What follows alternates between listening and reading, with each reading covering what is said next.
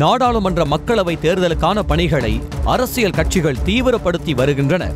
அந்த வகையில் இந்தியா கூட்டணியில் இடம்பெற்றுள்ள திமுக நாடாளுமன்ற தேர்தலுக்கான பணிகளை முதல் ஆளாக தொடங்கிய நிலையில் பல்வேறு குழுக்களை அமைத்து தேர்தல் பணிகளில் வேகம் காட்டி வருகிறது.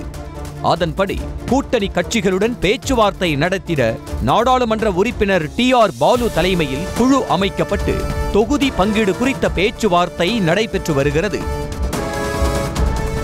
காங்கிரஸ் மற்றும் இந்திய கம்யூனிஸ்ட் ஆகிய கட்சிகளுடனான முதற்கட்ட பேச்சுவார்த்தை நடைபெற்று முடிந்திருக்கும் நிலையில் அண்ணா அறிவாலயத்தில் மார்க்சிஸ்ட் கம்யூனிஸ்ட் கட்சி நிர்வாகிகளுடனான தொகுதி பங்கீடு பேச்சுவார்த்தை நடைபெற்றது. இதில் திமுக சார்பில் குழு தலைவர் TR பாலு, அமைச்சர்கள் KN Nehru, I Periyasamy, MRK Panneerselvam, நாடாளுமன்ற உறுப்பினர்களான திருச்சி சிவா, R ராசா ஆகியோர் பேச்சுவார்த்தை நடத்தினர். மார்க்சிஸ்ட் கம்யூனிஸ்ட் சார்பில் P Sampath, P Shanmugam, K Kanagaraj, N Gunasekaran ஆகிய 4 பேர் கொண்ட நிர்வாகிகள் பங்கேற்றிருந்தனர். கடந்த தேர்தலில் மதுரை, கோவை ஆகிய தொகுதிகளில் மார்க்சிஸ்ட் கம்யூனிஸ்ட் வெற்றி பெற்றிருந்த நிலையில் தற்போது தென்காசி, கன்னியாகுமரி, நாகை, மதுரை, கோவை ஆகிய 5 தொகுதிகளை கேட்டிருப்பதாக தகவல் வெளியாகியுள்ளது.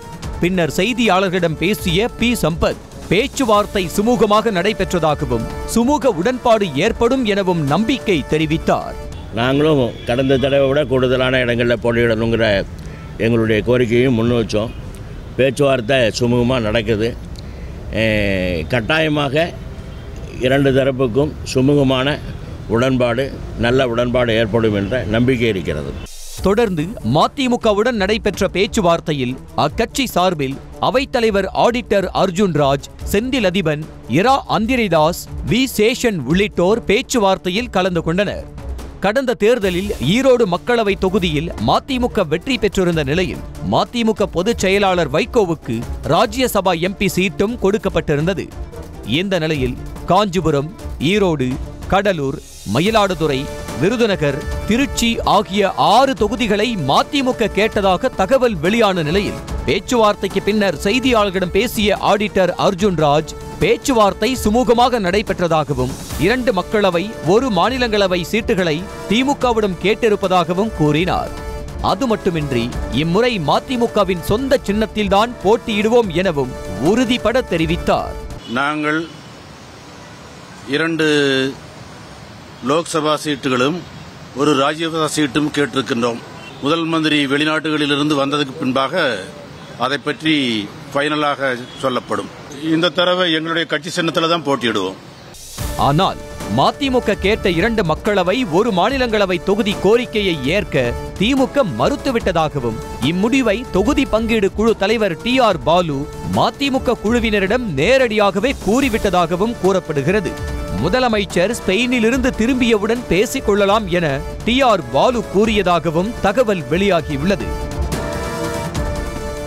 இதனிடையே செய்தியாளர்களிடம் பேசிய அமைச்சர் I பெரியசாமி, முதலமைச்சர் MK ஸ்டாலின் ஸ்பெயினிலிருந்து வந்த பிறகு தொகுதி பங்கீடு இறுதி செய்யப்படும் என்றும் இந்திய யூனியன் முஸ்லிம் லீக் மற்றும் VCKவுடன் வரும் 12ஆம் தேதி பேச்சுவார்த்தை நடத்த உள்ளதாகவும் கூறினார். இது தலைவர் வந்தோடனே இறுதி செஞ்சிருவாங்க.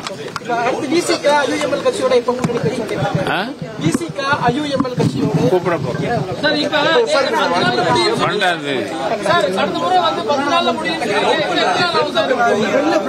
10 நாள் ஆகலையே.